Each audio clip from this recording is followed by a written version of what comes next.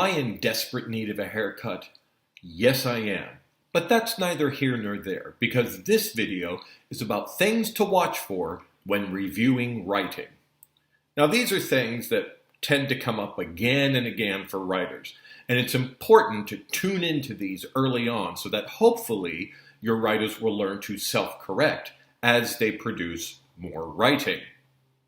Let's begin with the 3 Ds: details, depth, and dialogue. It's important to really hammer away at the 3 Ds early on so your writers can do it better as they go through the program. Details.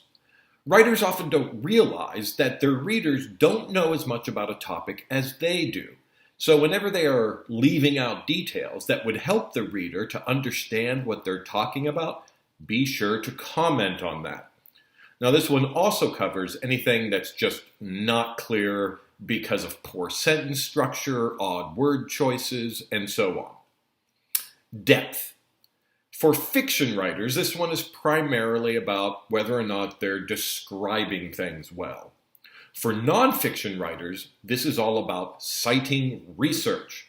Now, the writer may or may not have any credibility in the field they're writing about, and this is especially true for our younger writers. So the way they build credibility for their claims and back up their arguments is by citing research on their topic.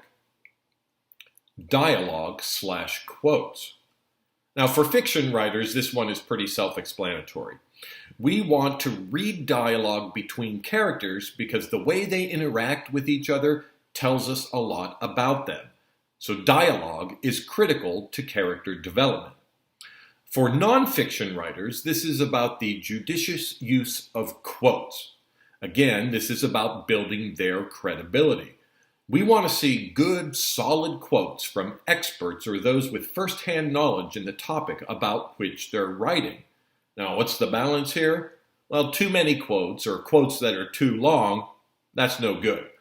But a well-placed quote every 5 or so paragraphs is a very general rule of thumb that can work well. Short paragraphs. Readers facing a veritable wall of text without paragraph breaks will quickly feel fatigued and put a book down. Shorter paragraphs are better. Our rule of thumb here is that the perfect length of a digestible paragraph is around 10 lines of text. Note, not sentences, but lines. Give or take a few. Now, this is another one that's really important to hammer into writers early on to correct bad habits as quickly as possible. In their first few pieces, if you notice long paragraphs, take the time to comment that this paragraph is too long. And then highlight and comment on the place in the paragraph where you think it makes sense to break it up into 2 or more paragraphs. Citations. For nonfiction writers, the Chicago Manual of Style is our guide.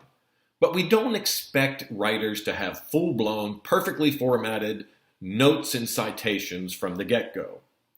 Getting the words down on the electronic page is far more important in this stage of the program. But they do need to capture just enough information about the source where it will be noted in the text of each document so they can return to it and develop formal citations later on in the revisions phase of the program. Show, don't tell. This one is especially important for fiction writers.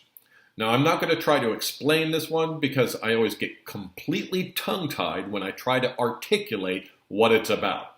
But there's a very useful document about it in the DE Documents library. So go to the Resources for DE folder and then into the Additional Resources folder, and you'll find it in there.